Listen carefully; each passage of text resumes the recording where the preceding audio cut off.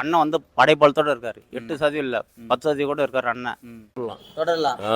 ஏன்க்கா இப்போ புதுசாக வந்தவங்களாம் கம்மி அதிக சீட்டு கொடுத்துட்டு ஒரு கம்மி சீட்டு தரது வந்து நியாயமான ஒன்றுங்களா? நியாயம் இல்லை. ஒரு சீட் 2 மணி நேரம் அட்ஜஸ்ட் பண்ணி போகணும். அதான் கொள்கை கூட்டணி. விடுதலை சிறுத்தை பொறுத்தவரையும் திமுக கூட்டணியில் தொடர்றது தான் பெஸ்ட்டு. அவங்க தொடராம பிரிஞ்சு வந்தாங்கன்னு வச்சுங்க, அதெல்லாம் வந்து விடுதலை சிறுத்தைக்கும் லாஸு, திமுகவுக்கும் லாஸு. காங்கிரஸ் தேசிய கட்சியாக இருந்தாலும் விசிகாட்ட ஓட்டு வாங்கி பரவாயில்ல, தமிழ்நாடு ஃபுல்லாக இருக்குது. காங்கிரஸ் அந்த அளவுக்கு இல்லை. காங்கிரஸ் 28 சீட்டு ஃபைட் பண்ணி வாங்குறாங்க. நீங்கள் கூட்டணின்னு ஒன்று ஆரம்பிக்கிறீங்க, சரி இந்த 5 வருஷம் இங்காண்டு இருந்தால் அவங்கள திட்டுறீங்க. அப்போ விசிகா வந்து திமுக கூட்டணியில் இருக்கிறாங்க. அவங்களுக்கு வந்து 6 சீட்டு தான் தராங்க.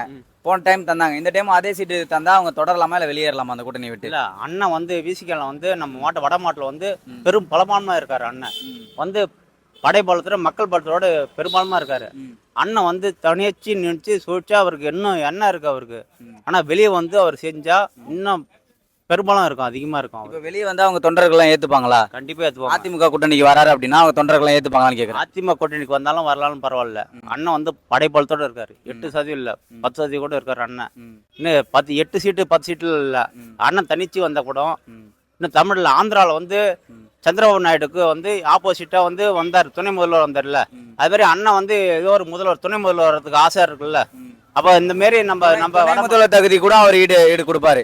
கண்டிப்பா அது இருக்குன்னு நான் நினைக்கிறேன். நான் வந்து தொடரலாம். இது கொள்கை கூட்டணிங்க, எப்பவுமே மாறாத கூட்டணி. சீட்டுக்கு நம்ம வந்து 10 சீட்டு அங்கே மாறலாம். இதுதான் ஸ்டாண்டர்டா இருக்குன்னு என்னோட கருத்து. இல்ல இப்ப அவர் வந்து பாத்தீங்கன்னா வெற்றி தோல்வியை நிர்ணயிக்கிற ஒரு ஆளுமையா இருக்காரு. புதுசா வரவங்களுக்கு வாய்ப்பு தராங்களே. புதுசா வந்துருக்காங்களா, இப்போ வந்து கூட்டணி அதிகமா இருக்குங்க, எல்லாத்தையும் பிரிச்சு கொடுக்கணும்ல. அப்போ ஒரு சீட்டு அட்ஜஸ்ட் பண்ணி போடுங்க. இப்ப ஒரு 6-9 வருஷமா அவர் வந்து பாத்தீங்கன்னா கூடயே நிக்கிறாரு. இவங்க மாறி மாறி போறவங்க. ஆனா இவர் கூடயே வந்து இந்த கூட்டணி வந்து அதிகமா சேர்ந்துருக்குல்ல, அப்போ வந்து எல்லாத்துக்கும் அதிகமா கொடுக்க முடியாதுல்ல. ஒரு சீட்டு 2 மணி நேரம் அட்ஜஸ்ட் பண்ணி போகணும். அதான் கொள்கை கூட்டணி. அட்ஜஸ்ட் பண்ணி கொள்கைக்காக வந்து பாத்தீங்கன்னா அவங்க இருக்கணும். ஆமா, திமுக கூட்டணி இருக்குன்னு தொடரலாம். ஏன்க்கா இப்போ புதுசாக வந்தவங்களாம் கம்மி அதிக சீட்டு கொடுத்துட்டு ஒரு கம்மி சீட்டு தரது வந்து நியாயமான ஒன்றுங்களா? நியாயம் இல்லை. நியாயம் இல்லை. எத்தனை சீட்டு அவருக்கு தரலாம் அவருடைய கெப்பாசிட்டிக்கு? விசிகாக்கா முதல்ல 6 தான் கொடுத்தாங்க. 10 கொடுத்தாங்க, ஒரு 10க்குள்ள கொடுக்கலாம். இல்லை, தொடர்றது தான் பெஸ்ட்டு. விடுதலை சிறுத்தை பொறுத்தவரையும் திமுக கூட்டணியில் தொடர்றது தான் பெஸ்ட்டு. அவங்க தொடராம பிரிஞ்சு வந்தாங்கன்னு வச்சுங்க, அதெல்லாம் வந்து விடுதலை சிறுத்தைக்கும் லாஸு, திமுகவுக்கும் லாஸு. ஜெயிக்க முடியும். இந்த வட மாவட்டங்களில் வந்து பாமக வந்து பெல்ட் இது. அந்த பாமக பாட்டாளி மக்கள் கட்சி பெல்ட்டை வந்து அன்புமணி ஃபேஸ் பண்ணணும்னா விடுதலை சிறுத்தை வெளியே விட்டா திமுகவுக்கு லாஸ் ஆகிடும். திமுகவுக்கு பாட்டாளி மக்கள் கட்சி ஃபேஸ் பண்ணுறதுக்கு விடுதலை சிறுத்தை கட்சி தான் சரியான திமுக கூட்டணிக்கு இது பெல்ட் ஆதரவு. ஒருவேளை இப்போ விசிகா வெளியே வந்துட்டா திமுக எத்தனை தொகுதியை பிடிக்க வாய்ப்பு இருக்கு? வட மாவட்டங்களை பொறுத்த வரைக்கும் ரொம்ப லாஸ் திமுகவுக்கு. விடுதலை சிறுத்தை இருந்தால் தான் திமுகவுக்கு கெயின். ஆட்சி அதிகாரத்தை பிடிக்கலாம்.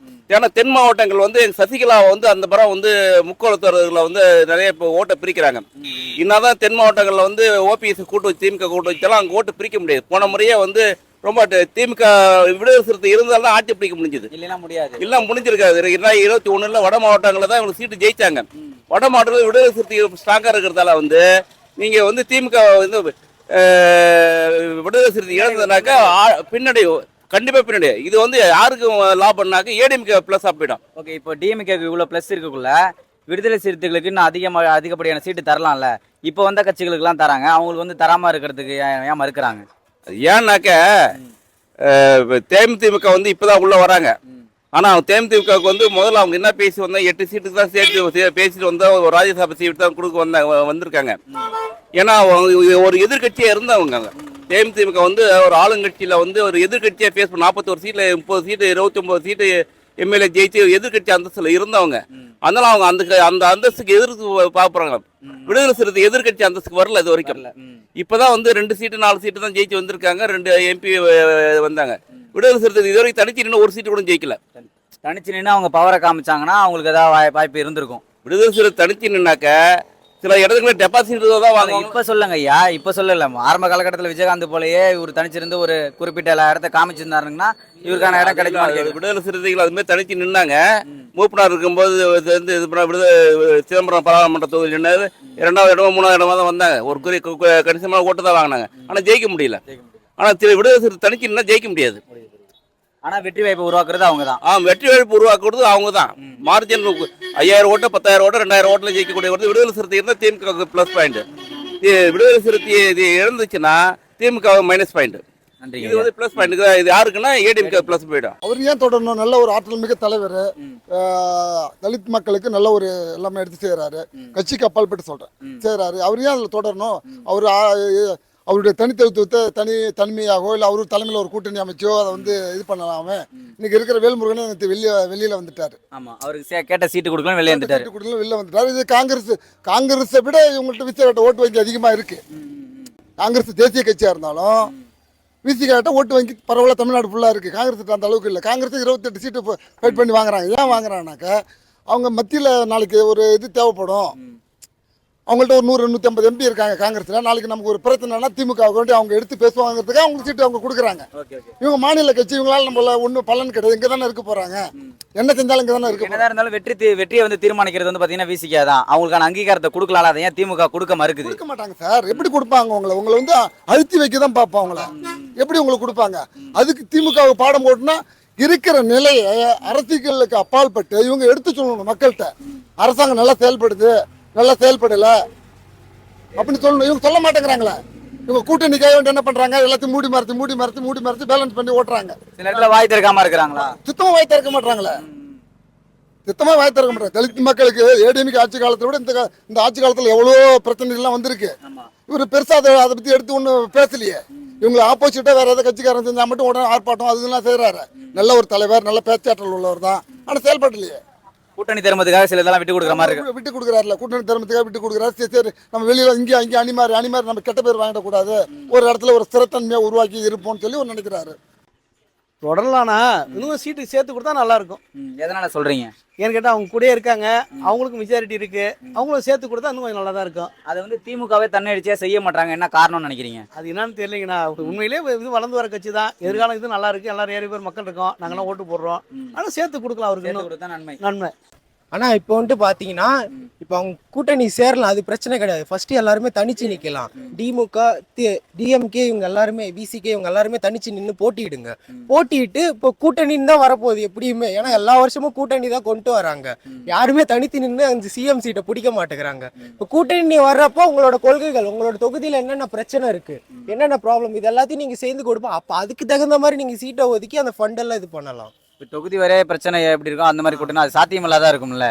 இப்போ விசிகா வந்து இப்போ இந்த இடத்துல இந்த தொகுதியில வாக்கு கம்மியா இருக்கலாம், அந்த இதுல வந்து டிஎம்கே வாக்கு கொஞ்சம் அதிகமா இருக்கும். 2 பேரும் சேரக்குள்ள அந்த வெற்றி வாய்ப்பு உருவாக்கி தரும்ல அந்த கூட்டணிக்கு. சரி, நீங்க சொல்றது புரியுதுன்னா இப்போ இந்த ஜாதி கட்சின்னு ஒன்று இருக்கிறதால தானே எல்லாம் ஜாதி வாய்ஸா எல்லாம் ஊர்வலம் போயிட்டு நிக்கிறாங்க. ஜாதி கட்சி தான் பிடிக்க பாக்குறாங்க. ஜாதின்னு ஒண்ணு இல்லைன்னா எல்லாரும் அவங்க கட்சியில உள்ள ஈடுபாடு தான் பார்ப்பாங்க. இப்போ விசிகா வந்து பாத்தீங்கன்னா அவங்க ஜாதி பெருமை பேசல, அவங்க ஜாதிக்கான உரிமையை மீட்டெடுத்து கொடுக்கணும் அப்படின்ற கட்சியெல்லாம் அவங்க பாக்குறாங்க. இப்போ பிரச்சனைனா போய் நிக்கிறாங்க, அந்த எந்த இடத்துலயுமே அவங்க ஜாதி பெருமையை பேசல, அந்த ஒடுக்குமுறைப்பட்ட மக்களுக்காக உறுதுணையா தான் நிக்கிறாங்க. ஜாதியை சொல்ல முடியும். தமிழ்நாட்டுல யாருல ஒடுக்கப்பட்டவங்க? தமிழ்நாட்டிலே ஒடுக்கப்பட்டவனா? இந்த ஒடுக்கப்பட்டிருக்காங்க. எப்படின்னா ஒடுக்கப்பட்டதுனால தான் உங்களுக்கு தனி இடம் ஒதுக்கிட்டு இருக்கு. எப்படி ஒடுக்கப்பட்டாங்கன்னு அப்புறம் எப்படி கிராமங்கள் தோறும் சேரி இருக்குது? சரிங்கண்ணா, எப்படி இல்ல கிராமங்கள் தோறும் சேரி எப்படி தனியா இருக்குது? புரியுது. எப்படி சேரி இருக்குது? இல்ல என்ன பொது வீதியில நடமாட முடியாத கிராமங்களே இன்னும் இருக்கு. ஓகே, அப்ப நீங்க ஃபர்ஸ்ட் ஆஃப் ஆல் பெரிய ஜாதின்னு ஒண்ணு கொண்டு வந்ததால தானே இவங்க ஒதுக்கப்படுறாங்க. அது ரெண்டும் ஒழிக்கணும்னா அப்போ உங்ககிட்டயும் சரிசமமா இல்ல, என்கிட்டயும் சரிசமமா இல்ல. அப்ப அதோட நிலைமை யார்கிட்ட இருக்கு? அரசாங்கத்துக்கிட்ட இருக்கு. அவங்க சரிசமமா கொடுத்தா நீங்க இழிவு தாழ்வு பார்த்து நம்ம பேச போறோம். ஜாதி வயசை பிரிச்சு பேசுறாங்க. அடுத்து பணம் வச்சு திமுகவே கரெக்டா அதை பண்ணிருக்கணும்ன்றீங்களா? அப்படி சொல்லலாம். திமுகன்ற ஒரு கட்சியே வேஸ்ட்ன்றேன் நான் சீமான் வச்சு பேசுறேன்னா, இப்போ நான் சீமான் எனக்கு அவரோட ஸ்பீச் பிடிச்சிருக்கு. பட் அவரோட கொள்கைகள் இத்தனை வருஷம் எல்லாரும் சொல்ல பயந்துதான் ஓப்பனா சொல்றாரு. ஒரு இனத்தோட தலைவரை எல்லாரும் பேசவே பயப்படுறாங்க. ஏன் விஜய் கூட தான் பிரபாகரன் பேர் சொல்ல பயப்படுறாரு.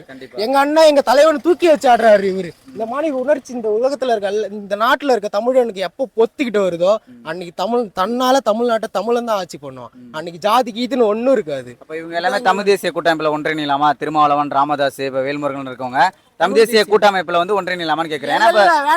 இல்ல இப்ப சீமானே வந்து பாத்தீங்கன்னா தமிழ் தேசிய கட்சிகளோட நாங்க கூட்டணி வைப்போம், திராவிட கட்சிகளோட வைக்க மாட்டேன்னு சொல்லிருக்காரு. எந்த இடத்துலயுமே வந்து திருமாவளவன் முரண்படுறது கிடையாது, வேல்முருகன் வந்து முரண்படுறது கிடையாது, எல்லாத்தையும் அண்ணன் தான் சொல்லிட்டு இருக்காரு. கூட்டமைப்பா உருவாக்கலாமான்னு கேக்குறேன். நீங்க கூட்டமைப்பு உருவாக்கலாம், பட் இங்க இருந்துட்டு விமர்சனம் பண்ணிட்டு அடுத்த தேர்தல் வர்றப்ப அங்காண்ட போய் விமர்சனம் பண்ண கூடாது இல்லன்னா. நீங்க கூட்டணின்னு ஒண்ணு ஆரம்பிக்கிறீங்க, சரி இந்த 5 வருஷம் இங்காண்டு இருந்தா அவங்கள திட்டுறீங்க, அப்ப அடுத்த 5 வருஷம் அங்காண்டு இருந்து இதுல என்ன இது வேறுபாடு வருது? மக்கள் ஏமாற்ற கூட்டணி இங்க ஏமாத்திரத்தானே நடந்துட்டு இருக்கு.